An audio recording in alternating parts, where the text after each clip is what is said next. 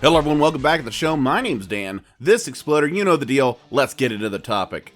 Now, like I've said, I'm on my every other week schedule. I hope you enjoyed last week's episode of Hillbilly Therapy. Jake and I had a lot of fun making that one. But now I'm back with a new episode of Exploder, and we're going to alternate from here until, I don't know, the sun burns out, whatever. In this episode, I wanted to talk about something that's a little heavier, not exactly as fun, not as jovial as I normally am, but it's something that I wanted to talk about. Not only, I had the idea, and then something came along that really reinforced what I was saying. So this episode, I want to talk about the nature of the offensive gimmicks, things that have existed in a previous time that aren't relevant anymore, and how the wrestling business, through just reality and how some people don't necessarily like that, has progressed as a medium. But first, let's talk about the elephant in the room. You can't go online today without someone talking about these SJWs, people that are offended. They're offended at everything. Everything's racist, everything's sexist, and how dare they be offended by all these things. Now, sometimes they're right. Some people are looking for things to be offended about. That's understandable. People do, and they shouldn't. Okay, not everything is racist, so I'll say that. I'll give that as a caveat. But it's also used sometimes as an excuse for assholes. And yeah, I'm probably going to curse quite a bit in this episode because it's something I'm really passionate about. But it's usually an excuse for some assholes to say something truly offensive or racist or homophobic or transphobic, as we'll get to, and then go, "Oh, why do you respond? Why are you being so offended?" Well, sometimes people can be offended because what you just said was offensive. That's how it works. And no one's rights are being violated when you say something stupid and someone goes, "Hey, that was stupid." They are sharing their opinion. They are not coming into your house and forcing the words back into your mouth. I'm not sure how that would work. That's some kind of Warner Brothers cartoon shit, but what have you. So let's talk about being offended. So being offended is not the be all end all. It does not stop a conversation any more than the lack of offense starts one, if you get my drift. That was sort of a weird way to put it. The point is, offense is something you'll find out. People are offended by this or that, and sometimes they have a good reason and sometimes they don't. The fact that someone's offended by something you do, I've done stuff on stage, I've never been confronted or anything like that, but I've done stuff on stage. I'm sure someone in the crowd didn't like what I did. I made a joke that maybe they thought was too far, and not that I'm a shock comic. I'm not going out there trying to do, as many dead baby jokes as I can fit in a 5-minute set. Nothing like that. But if I say something, I make jokes about things that are a little dark, but they're from my personal life. I talk about the death of my mother, and in a way, and not that I make fun of that, but I make a joke, I don't know, on the edge of it, I guess. And someone might not like that. Someone might think that's too far. They might be offended. But the fact that someone's offended does not change my ability to say it or do it. So I just wanted to get that out there. So what I'm saying about in this episode is about things that offend people or have offended people, or something that somehow they got away with in the past and they don't anymore. And I think, honestly, it's good that they're not going anymore because society as a whole has transitioned. As I have mentioned in the previous episodes where I talked about comic books, I talked about the foreign heel as an archetype throughout wrestling's history. Wrestling, if nothing else, is a mirror of the world around it. In Power Bombs of Freedom, I talked about, whenever the Soviet Union was the bad guy, well, you had all these, you had the Kolovs, and you had, Crusher Khrushchev, and you had the Bolsheviks, and you had the big bad villain. And when it was during the first Iraq War, Desert Storm, what you call it, Sergeant Slaughter became a sympathizer to Saddam Hussein and became the big foreign heel. And what do you do in those situations? Of course, well, the good, big old, good American boy comes along and vanquishes the evil. That's the basis of America. That's the basis of pro wrestling in the North American context. So it's a reaction. The idea of having a foreign villain from, France, like I mentioned in 2003 when we're talking about La Resistance, well, it was a reaction to a popular sentiment against the French about the Iraq War. So it's a reflection of the society around it. But if you have a villain that's sort of out of place, let's say if you'd have a French villain today, when there's really no conflict between the United States and France, you could do it, but it's not as hot, and it's not as a reflection of a general concept. You know what I mean? So that's sort of how wrestling is. So some gimmicks are offensive in a way, but they're offensive in a context. They're a villain at the time, and when that villain's no longer a villain, well, then they move on. But that's not what I want to talk about in this episode. I'm getting through a lot of preamble here. What I want to talk about in this episode are gimmicks that were sort of, you would say timeless, but they're actually pretty well-defined time-wise. Gimmicks that you could get away with years ago, but as society, we've all progressed beyond, maybe that's not the best idea. It's like, not that this was in pro wrestling, but it's like the old advertisements you'd see in the South, where a lot of the characters, they'd be caricatures, and they would often be in blackface, or, the picture, I'm not going to put any images up on the video version, but picture some of the most offensive advertising you used to see. Those used to be okay because the society that they were for wasn't the society that's today. So I'm talking about those kind of gimmicks, the kind of gimmicks that have sort of had their time, but now you're not going to see on TV in 2020. And no, it's not because the SJWs are so, it's because some of them are just straight up offensive, and the people that were sort of being mocked, or the people that were being used as props in these situations, are now being acknowledged as people. And when you do that, when you acknowledge somebody as a person and not a character or not a icon that you can sort of throw barbs at and joke about, it makes the idea of doing that gimmick again sort of wrong, because now you realize it's a person. It's not a insert racial stereotype here, it's your friend John. And that's different. So that's what I want to talk about in this episode. Gimmicks that have sort of had their time, but it's time that society we've passed it. And it's something we can look back on, and not necessarily something to feel like insanely guilty about, but something to look back and go, okay, I get it, but we're not going to put that on TV next week either. One thing that is abundantly clear in 2020 is that WWE is now a publicly owned billion-dollar company that strives to promote inclusion, anti-bullying, you get the idea. But the WWE wasn't always this way, and they did a lot of things that were, let's say, shady in the past. Again, gimmicks that in context, but now they wouldn't pull off because A, there's a corporate structure, and B, society as a whole is like, we shouldn't do that anymore, should we? The answer is no. So I'm not here to shame them. I'm not here to crusade against the past like I've got a sword and a time machine somehow. But you have to acknowledge the past, understand what it is, and show how society has progressed since then. So this first one doesn't start or end with the WWE, but it is a general trend that has gone through wrestling through all the years. We talk about the role of homosexual gimmicks. Many of these gimmicks were portrayed by people who weren't homosexual. They were caricatures of what people would see or think a homosexual was. This goes back to things that were not explicitly homosexual, but we talk about Gorgeous George. Gorgeous George came to the ring with blonde hair, and he wore feather, fur jackets, and he sort of pranced around the ring. Ricky Starr outright explicitly danced around. He was a male ballet dancer, and it was never seen as necessarily a gay gimmick, but it was seen as feminine. A man acting feminine used to be, that was all I had to do. That's all you had to do to be a heel, was pretend to be less than a muscly man whose mustache could kill someone. That's what it used to be. Now, this used to be pretty simple, and it was just a feminine type man. And then it started getting very explicit with guys like Adrian Street. Adrian Street was a straight man from England who was married to his manager, Miss Linda. But in the ring, he played a character that was flamboyantly, it was never said to be gay, and I don't think that was it was kind of gay, I guess the way to put it. It was made as very flamboyant, very over the top, in a kind of way that, again, a man was not supposed to act. And this was, it was the time, but it was still kind of thing. You looking back and you're going, yeah, again, that's something you wouldn't do today. And then, of course, in WWF in the 80s, they did Adrian Adonis, the guy from the East-West Connection, the tough man who used to team with everyone's favorite UFOologist, Jesse Ventura, the East-West Connection.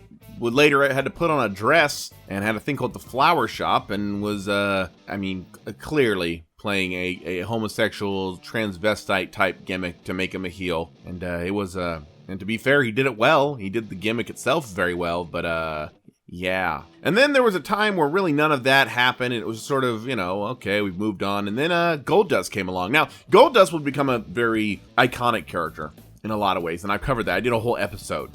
Go check that out. It's From Dust to Gold, I believe that's the name of the title. And it just, he did a lot. But early on in the character, there was a lot of movie references and things like that. But the feud with Ahmed Johnson, well, first of all, he mouth-kissed Ahmed Johnson. And Ahmed Johnson proceeded to tear the building down, almost. So that didn't help. But then there was the feud with Razor Ramon, where it went from sort of the idea of androgynous, sort of this Ziggy Stardust type character. And in this case, no, he was explicitly, he had a little heart with Razor Ramon's name on it. He was clearly stalking Razor Ramon in a very homosexual way. Now, they played it off as psychological warfare, but everyone who saw it, they saw exactly what was going on. This was a guy who was clearly stalking and hitting on a straight, tough guy like Razor Ramon. And it was to the point, and everyone knew what was going on, including Scott Hall, because Scott Hall clearly didn't want to do it because he knew exactly what the whole gimmick was, and that's why it sort of transitioned from that to the fight with Goldust and Roddy Piper at WrestleMania 12, because Scott Hall sort of saw where it was going and he didn't like doing it. WCW would have their role in this too. They would have Lenny and Lodi, were a group called the West Hollywood Blondes. Now, for those of you who don't get the joke, first of all, what rock do you live under? But second, West Hollywood, is, for anyone that's wondering, is a place that's sort of renowned for having I don't want to say, more of a higher than average homosexual population. And I don't say that judging, I don't say that as a mean way, and I don't say that discriminating. I'm just saying that's what the stereotype is, I guess. And maybe it's true, maybe it's not, I don't know. I don't know the statistics. So Lenny and Lodi. Lodi, of course, was from the Flock. Lenny Lane sort of floundered around for a while in WCW without doing a whole lot of anything. Came out as a tag team. And this was one in 1999. They acted as flamboyantly gay as humanly possible, that you could get away with on a Turner station, let's put it that way. Lenny Lane won the WCW Cruiserweight title and then lost it in a Phantom House show to Psychosis, who then immediately dropped to Disco Inferno. The Blondes were taken off television because there was a protest from the Gay and Lesbian Alliance Against Defamation, who threatened to boycott WCW, claiming that the character of Lenny, particularly Lenny, because he was the champion at the time, is presented with the intention to incite the crowd to the most base homophobic behavior, and the audience's reaction to Lenny Lane and Lodi being physically attacked by other wrestlers gives permission to viewers to do harm to gay people in a very literal way. That is an actual quote from GLAAD. They are presented in a very neat, wink and nod type way, where they would act very, like I said, flamboyant, I guess would be the way they'd put it, but no one else understood it except for the announcers and the fans. And then everyone else, including J.J. Dillon, who they made look like a moron because he thought they were brothers, even though the only place that you could act like brothers that way is, well, you know, you can fill in the state there. They would go off TV because of this. They'd come back as the tag team of Standards and Practices, which were a duo that believed in censorship and were trying to get rid of the adult themes present in WCW, because they were a remark on the standards and practices of Turner Broadcasting. That gimmick did actually worse than the Liddy and Lodi thing, so, you know. Then you can't talk about the role of homosexual gimmicks in pro wrestling without talking about Billy and Chuck. Holy crap, Billy and Chuck with their stylist Rico. Yeah. Billy and Chuck were originally, after Chuck Palumbo was kicked out of the Alliance in late 2001, Billy Gunn by this point wasn't doing a whole lot, and they decided to put him together as a tag team. And it started out simple enough, and then they did the usual gay innuendo stuff. You know, they would do like really suggestive stretches, and they would rub each other's backs, and one would jump into the other one's arms, and things like that. And it was really wink, wink, nudge, nudge type things that you get away with. And it was WB, and it was on the tail end. It was like the end of the Attitude Era, but it was on the tail end of the Attitude Era. And so you could still get away with that stuff. And believe me, we'll get to the Attitude Era. Trust me. And then WB decided to go all in, no pun intended, and have a commitment ceremony on the September 12th, 2002 SmackDown. Now, of course, this is commitment ceremony because the actual marriage equality wasn't legal in the United States at the time, so a gay couple could only have a spiritual commitment ceremony. They did the usual PR rounds and even consulted with GLAAD on the storyline to make this a positive couple. Again, so that's in its way was really good. They consulted with GLAAD to make it a positive representation of a homosexual couple. It wasn't, you know, two Adrian Streets, you know, doing God knows what. It was played for laughs a bit, but at the same time, the commitment, the characters, the team was played off as two guys who were legitimately in love, which was really, really ahead of its time. And it was groundbreaking until the WWE completely chickened out at the last minute. During the ceremony, they had Billy and Chuck admit that they weren't gay, that this was a publicity stunt. The minister turned out to be Eric Bischoff in pedophile makeup, and then they were beat up by Umaga and a future superhero in training. The Gay and Lesbian Alliance Against Defamation immediately denounced WB for using their assistants under false pretenses, saying that they lied to them up to 2 months before. They promised that it would be a real type wedding, and that they pulled the trigger at the last minute. They sort of pulled the rug out from under them, and they felt like everything was sort of done nefariously. So one step forward, and then yeah. Then around this time, when Eric Bischoff was the GM of Raw, I'm gonna say this very carefully. I can't even believe I have to say this because this is a real thing. I remember watching this. They literally had a segment called Hot Lesbian Action. the gay for pay lesbians were beat up by 2 angry Samoans.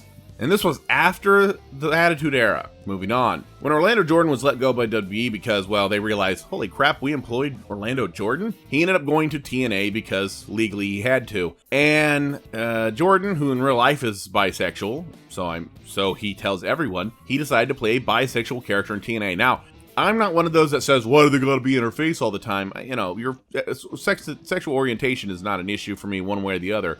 I don't understand what the gimmick was in this case. He was a bisexual character. He liked guys, like men and he liked women. Okay, I don't care that he does. Doesn't bother me one bit. But what it meant for him was he came out dressed like a street sign wrapped in a school zone, and that's about it. I don't know what the gimmick was. Oh, he's bisexual. Okay, but after you say that sentence, there was nothing about the character that referenced that at all. He was just a weirdo. On screen. I don't know him personally, but on screen. And it didn't last, and it probably shouldn't have. So, but you know, this kind of thing we're talking about, a lot of gimmicks, a lot of homosexual gimmicks. WWE and wrestling in general has moved away from it. You know, they've gone things to where they're giving people real gimmicks. They're not making a gimmick for somebody exploiting something that's real. I mean, they have gay performers. Sonya Deville is very openly a lesbian. Never been an issue. It's not an issue of her gimmick. I mean, you know, there's the rainbow stuff like that, which is great representation, and Finn Balor's done it, although Finn Balor is straight. But it's not a gimmick. They're not making her some, you know, butch, you know, lesbian gimmick because she's gay. They had Darren Young, who quite frankly came out in the most casual way possible, which is actually really cool, really awesome, that someone sort of asked him and he's like, oh yeah, I'm gay and I got a partner and I'm doing pretty good. And they never went that far with him. They never took him and said, oh, he's gay, let's make him, you know, blah blah blah, and made him an overly overdone stereotype of a gay man. He was just Darren Young. He was Darren Young. Now, Darren Young, personality-wise, could have gained a little bit here and there, but they never exploited that. So I think that's progress in a lot of ways. So there's another thing that WWE is not necessarily has the best track record with until recently, and that one is part of why I've decided. Well, I knew I was going to do this episode anyway. I actually drew up the graphics and things like that before, and then something else come up, and I'm going to get into it. But the other issue is transgenderism. Now, listen, I'm not sitting here to claim I know everything, and I'm not going to say that everyone's listening to this is on one side or the other. This isn't a political thing. I don't care who you vote for. I don't care who you like or don't.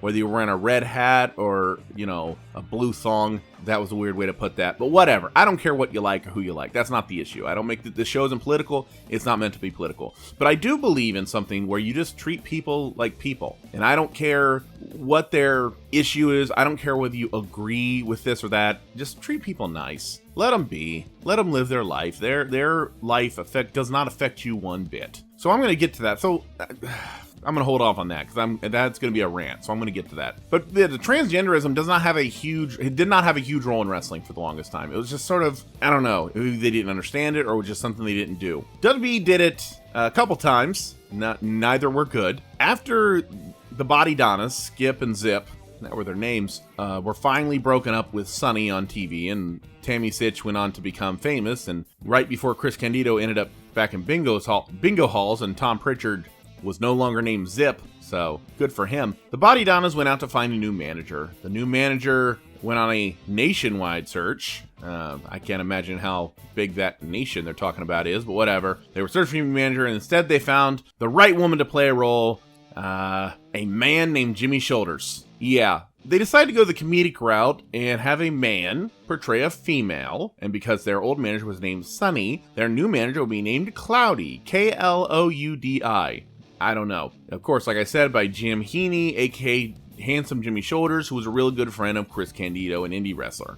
The character went nowhere, but it was very clear for the short time they used him that it was clearly a man wearing a sports bra and a skirt. I don't know the point of this. It never went anywhere. I know it was played for laughs because it was clearly a man. I mean, he basically had a 5 o'clock shadow, but yeah. I don't know what they were thinking here, to be honest with you. The other time they dealt with a transgender character was where they had Mark Henry make out with a transvestite. He got really heavy into it and then put his hand down her skirt and then realized that she had something special for him. A penis! Yeah.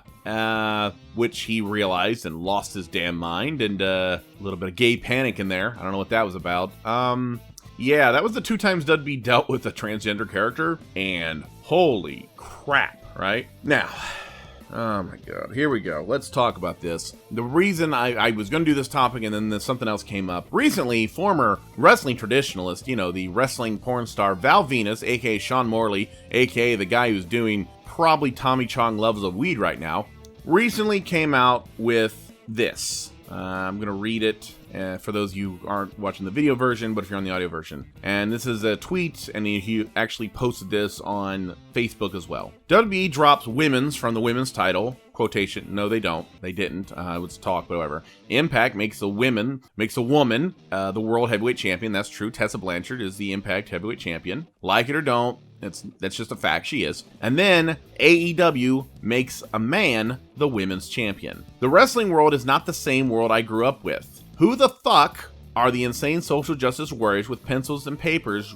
ruining the industry I love so much? It's almost as if the writers have a deep-seated hate for real women. You know it's serious because he had the caps lock on. Starting to think these writers all got turned down by female species on the regular throughout their high school and college years. It currently, as of this taping, has 114 likes. I don't know, 131 comments, many of which are mine, and 21 shares because people are terrible.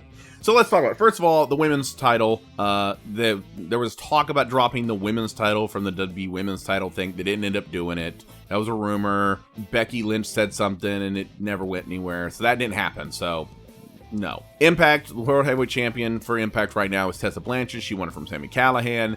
I'm against this, not because it's a woman, but because they've sort of booked themselves into a corner. But again, I don't work for them. They don't ask me. So what are you going to do? The one that really upsets me about this is the AEW line. The AEW line is that they made a man the women's champion. Now, he's talking about Nyla Rose, who is a transgendered woman, who is a women's champion, who has been wrestling as a woman, who has been living as a woman for a while now. I can't claim to know her entire biography, but she has. She's a transgender woman who also loves wrestling. That's it. That's all there is to it. There's no, it's not a gimmick. It's not a character. It's not, this isn't Cloudy. This isn't someone playing a character. This is a legitimate transgender person who also happens to be a professional wrestler and also is considered gifted enough to be given the title. That's it.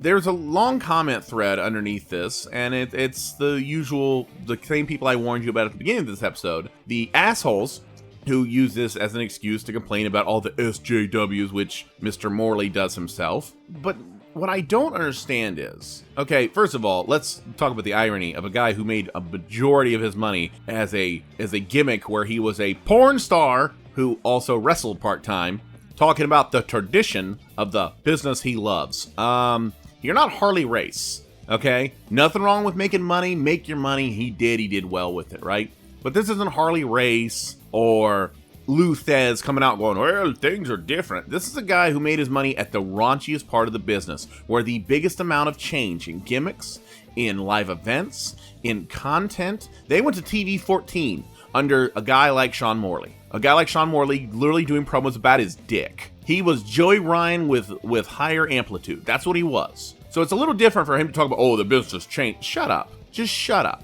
Okay? I'm not the kind of guy to get mad at people's opinions. You can have an opinion. This is ignorance. Pure ignorance. What he's saying in this case with Nyla Rose, and I'm not going to say I'm a huge Nyla Rose fan. I don't know. I've never seen her wrestle. So she may be, as a performer, she may not be that good. I don't know. So I'm not going to sit here and defend her to the end of time. What I am going to defend is her right to be a person. This isn't a gimmick. This isn't someone coming to the ring, like I said, like Cloudy, dressed in drag, and it's a gimmick and it's played for laughs. This is a real person.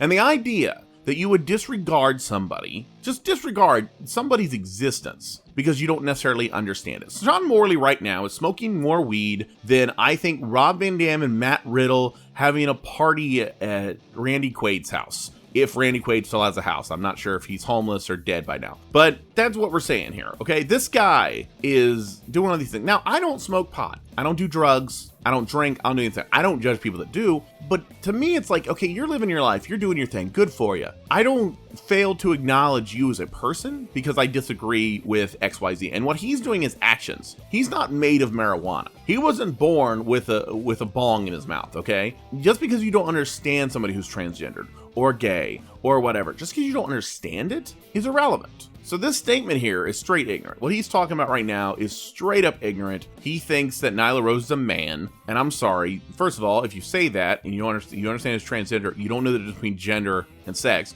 which makes you ignorant. Factually, just factually ignorant. And I said this numerous times on this exact thread. If you go to his Facebook, Sean Morley, exactly how you think it's spelled, SEANMORLEY, go to the thing. I'm on there. My name's Dan Fraley. That's the guy who's been doing all this crap. And it just said, it's just ignorant, just straight up ignorant.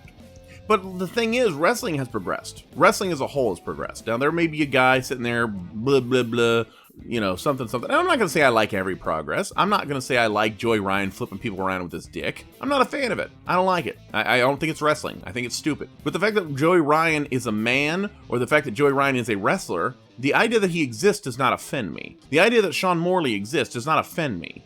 So I'm not going to sit here and be offended by the fact that they exist or that they're wrestlers. And that's what this is. He is disregarding, Sean Morley in this case is disregarding the existence of a human being who also loves the pro wrestling business.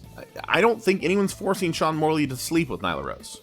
God, I hope not. I mean, I don't think that anyone is. So then what does it matter? What does it matter if Nyla Rose is transgender? Or while we're at it, why does it matter, not that he said anything, but why does it matter, like Sunny Kiss? Does that bother? I mean, if it bothers you, if that legit bothers you, it has no effect on your life. You can say, oh, Sunny Kiss isn't that good in the ring. You can say, whatever, I don't care. You can like this guy or that guy or this woman. It doesn't matter.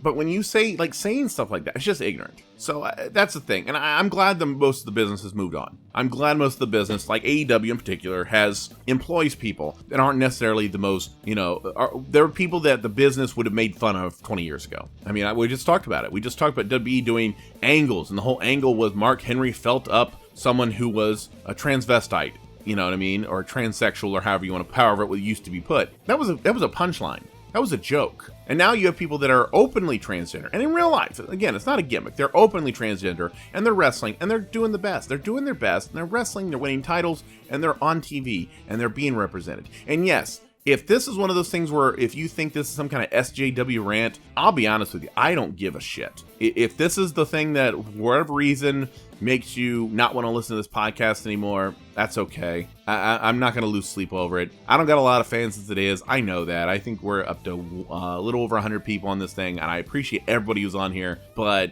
I'm not going to lose any sleep if someone goes, oh, well, blah, blah, blah, he's just an SJW, and they turn it off and they never turn it back on. That's fine. I just think that you just be nice to people. Don't be a piece of shit. And Nyla Rose existing and being a wrestler has no bearing on Sean Morley. None. So for him to say little ignorant shit like that, it bothers me. That's just because it's so ignorant. So yeah, that's my little rant there on Sean Morley and his little bullshit. Okay, you like wrestling. You can disagree about wrestling. You can say, I don't think Tessa Blanchard should be a heavyweight champion, or I don't like this, or I don't like that. That's fine. You can disagree on wrestling. But the Nyla Rose thing wasn't about wrestling. It was about being quote unquote offended on your side. Being offended by the fact that a transgender person exists. And that's just bullshit. So that's my little rant there. Getting on to the lighter side of things, let's talk about race. Oh crap, why did I pick this topic? Wrestling has been filled with all kinds of stereotypes since the beginning of time. The Repo Man stole our news van. It's newsflash. Recently, WWE revealed it had 960 employees and approximately 300 wrestlers on contract. Upon hearing this, 1998, Eric Bischoff said, damn, that's a lot of wrestlers. Drew McIntyre won the 2020 Royal Rumble and will now face Brock Lesnar at WrestleMania. This is the best thing to happen to Scottish wrestling fans since pretending Roddy Piper was actually from there. Backstage interviewer Kathy Kelly has officially left the WWE. She will be replaced by one of the other attractive interviewers the company keeps in storage. Andrade, no last name given, retained the WWE US title and then was immediately suspended for failing a drug test. But he's still dating Charlotte, so he breaks even. Rumors are circling that AJ Styles is scheduled to face The Undertaker at this year's WrestleMania. This match will be for anyone who saw Styles with a near-retirement Kurt Angle and just wanted a match with a lot less movement. That's gonna do it for this time. Let's get back to the show. And of course, you can't talk about race and wrestling without talking about Kamala. James Harris, aka Sugar Bear Harris, was a good, nice Southern man who played Kamala, the African Savage. There's no other way to put that. He would come to the ring wearing a traditional type warrior mask. He would have stuff painted on his stomach. He talked with warbles and howls and never spoke English. And he even had a guy next to him named Kim Chi, which was of course played by everyone's favorite jobber, Steve Lombardi. The whole gimmick existed through different promotions, through different years, or well into the mid-90s, and it's very interesting. Now, is it racist? You could argue it. I think the big difference in when it comes to that is you have to look at how that is presented and how it's presented against other black athletes. Rocky Johnson, Iceman King Parsons, guys like that who were, Brickhouse Brown, guys who were clearly African American but weren't, they weren't all played that way. As a matter of fact, I would argue for the longest time the ethnicity that was played off more as like this uncultured savage type character were Samoans. I mean, whether it was, we're talking about the original Wild Samoans, Afa and Sika, or the next generation, they were literally called the Head Shrinkers. Samu fought too, and, Samu was replaced by the Barbarian, aka Sione. They were played into the 90s, into the mid-90s, as uncultured savages who came to the ring wearing grass skirts. So I think that, honestly, I would argue that more than necessarily African Americans, because even in the 80s, when you had something like Kamala running around, you also had someone like Coco Beware. So in that regard, I think it's more of a caricature, maybe a stereotype, definitely a stereotype. But I think that it's more, in that regard, it's offensive in a way. I don't think, like, Kamala wouldn't work now unless it was done, like, ironically, like in a PWG show or a Chikara show, sort of as a joke, as a nod to ridiculous gimmicks that used to exist. But no one would seriously do that gimmick today, even WWE or even AEW or anything. That it's weird. It's a weird place. Again, not necessarily mean-spirited, but just a kind of gimmick that sort of outlived its welcome. And the past it's in the past, and it should be. Another interesting one is how someone can progress in that way. Tony Atlas, who was another African-American athlete, who was Mr. USA, was a big bodybuilder, teamed with Rocky Johnson. The two didn't seem to care for each other. And then in the early 90s, he'd be brought back to his own little kind of racist character, Sabah Simba, which is, they acknowledged it was Tony Atlas, so they did it like, oh, he was Tony Atlas, and then he got in touch with his African roots and came back to Sabah Simba. Now, on its own, the gimmick didn't last because, well, how could it? But also, it kept Tony Atlas from living in his car at the time. So as weird as the gimmick sounds, it actually helped his career. It actually helped him afford a house and no longer be homeless. So it's one of those sort of, it's a double-edged sword there. The gimmick wasn't a good idea, and again, it outlived the reason. Probably one of the reasons it didn't last was A, it wasn't original, and B, that gimmick was going on the wayside. I mean, Kamala did his thing in the Dungeon of Doom, which was a cavalcade of weirdos and psychopaths and people that thought they were shark people that went into the mid-90s, but even that was on the tail end. That was cartoon land. The idea of the actual gimmick being serious sort of faded away around the start of Monday Night Raw. So a guy like Sabah Simba or Tony Atlas doing that character in the early 90s was just, it's another gimmick that had sort of outlived its welcome, and it had moved on. And people have made up, like in Kamala's case, he made a bunch of money doing it, and good for him.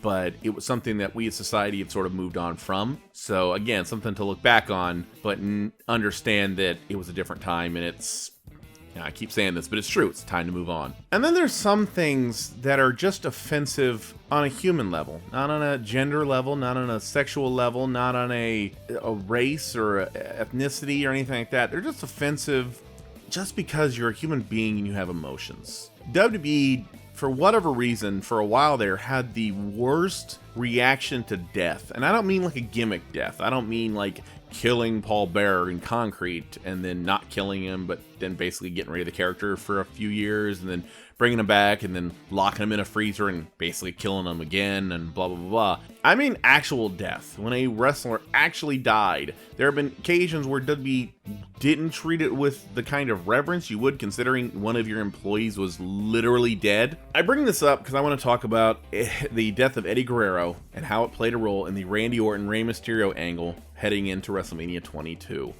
Eddie Guerrero's last angle was with Batista, and Eddie Guerrero, of course, would pass away in October, just out of nowhere. His art gave out, and it was unfortunate, and it's truly a sad loss for the entire business. Everyone loved him, and they did a tribute to him, and there have been, let's just say, too many tributes on TV, because there's just been too many people passing away. But Eddie was one of those guys, and Eddie passed away, and then WWE along the lines decided they were going to turn it into a gimmick, which this is one of the things, I'm not really easy to offend, in all honesty. Like, there's some things that are going, well, that, someone will say something and go, well, that's stupid, or that's an offensive thing to say. But I don't, like, literally get offended to the point where it affects my actions. This is one of the few times I actually got offended.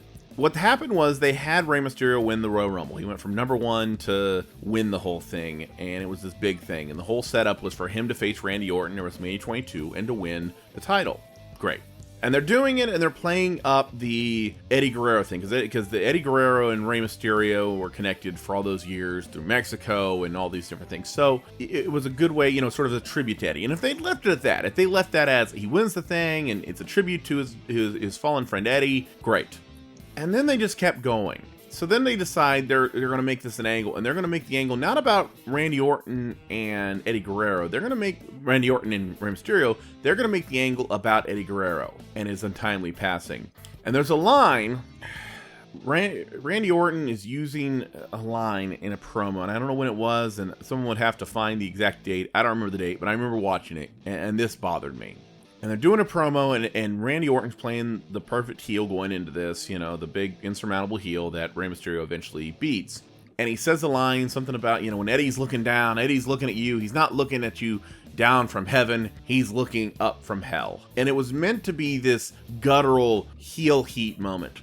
And I know from a lot of people, and myself included, I know it's from me, but I know other people have said the same thing. It didn't get a heel heat thing. It didn't get a, oh, that's such a heel thing to say. It got a, what the hell are you doing type thing. And I vaguely remember Randy Orton saying something like he didn't want to say that line.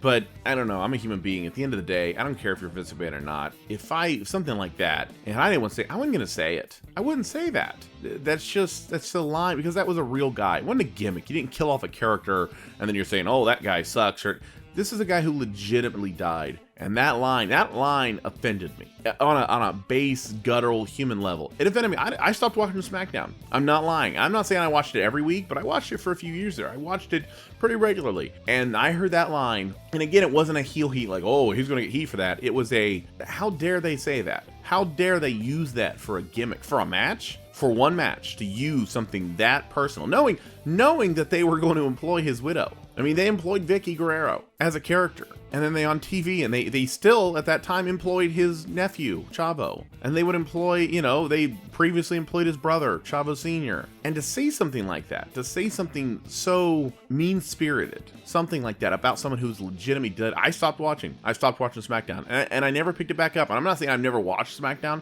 but I was a pretty regular guy, and that offended me so much, I just stopped watching the show. Because to me, it's like, if you're going to do that, and you're going to do that for a gimmick, for a match, for a character, okay, you got heat on Randy Orton, congratulations. And all you had to do was completely denigrate someone who legitimately died while working for you. Okay. And some people say, well, I didn't send to Raw. I don't know why I didn't send to Raw. But on I stopped watching SmackDown because that was where they were making the death of Eddie Guerrero into a storyline. And I was like, I'm out. I'm done. And so that's one of those few things that really offended me. That legitimately offended me. And I know I'm not alone on that. And some people said that how, WWE treated Paul Bearer, Paul Bearer's death, because Paul Bearer passed away during the CM Punk Undertaker feud going into WrestleMania that year. And that one's sort of on the fence. I mean, it didn't have that, because they never said that. Even CM Punk, they never had CM Punk come out there and go, I'm glad Paul Bearer's dead, blah, blah, blah. Like, they didn't do anything like that. So they weren't as explicit with it, but they mocked him, and they had him, Paul Heyman dresses Paul Bearer, and they mess with the urn and things like that. They sort of made a lot of nod to it. To be fair, his sons, Paul Bearer's sons, said that he would have been okay with it. He would have been honored just to be part of a WrestleMania angle like that, which may have been true. I'm not going to say how a guy would have felt. I never met personally, and I'm certainly not going to dispute what his own sons said, but it just felt weird. That's a weird thing to, I don't know. I think death's one of the, I think everything's on the table. I believe in comedy and in wrestling. I believe everything's on the table theoretically. I do. I think everything's theoretically on the table. If you find a good way to do it, you can do it right, and you can be good about it, and you could be funny or creative or make heat. I think death, especially when it comes to wrestling, I think death is one of those things that I think I've said this, and I said this about Eddie Guerrero, and I've said it about other people, but I think you're done working when you die. I think that's the last bump. I don't see the point in bringing up dead people in angles and things like that. I don't know. I just always felt like you're working, and you can work your entire life. I mean, the The original Sheik, Ed Farhat, the original Sheik worked almost until he died. And he loved doing it. Good for him, you know. But when he died, there wasn't a litany of promos, people, you know, invoking the name of the Sheik in their promo, in their angle with so-and-so else. You don't do that. The guy's dead. He's really dead. So to me, it's like, that's the final one. That's the thing that you just need to let it go. And it can be offensive, and I think it is offensive. And I think that using someone's real-life death for a wrestling angle is offensive, and it should be offensive. So that's, to me, that's the line. That's my line. That's where I would stop. I would stop at using the death of somebody for a wrestling angle. To me, that's where it gets the most offensive. Wow, that was a down note to end the episode on. Anyway, I don't even know where to go from there. I hope you enjoyed this episode. This episode was a little different. Like I said, not as fun, not as jovial. I'll try to get a joke in there now and again, but not everything's as funny or as enjoyable as some of my other topics. But I hope you like this anyway in its own special little way. Now it's time for the usual plugs. March 13th, we will be doing Blackout Boxing at the Southside Spartans Gym, Lima, Ohio. That's going to be a great show. I'm not performing. I'm not boxing. Sure as hell not boxing. But I'm promoting that along with Kyle Honhorst, Buck Newman with Drift Compatible. We're promoting that. And then March 28th, coming up sooner than you think, Gromy Show returns. We are going to have a great lineup there. Going to be a great show. We're going to have comedy, music, easy trivia, and shitty prizes. It's going to be great. So don't miss that. We have a lot of shows coming up this summer, a lot of comedy shows, a lot of all kinds of stuff's going to be involved. I'm going to be putting out new podcasts all summer and all these things. So stay tuned. Enjoy the stuff. ZTO TV, ZTO Podcast Network. They're working on, they have a new one about Bill Murray. There's a new Bill Murray podcast. Check that one out. Last Round of Poor show. Of course, the other show I co-host, Hillbilly Therapy with Jake Hill. Check that out. That's going to be great. And yeah, I think I've got all the plugs in. So until next time, my name's Dan, this Exploder. Have a good one.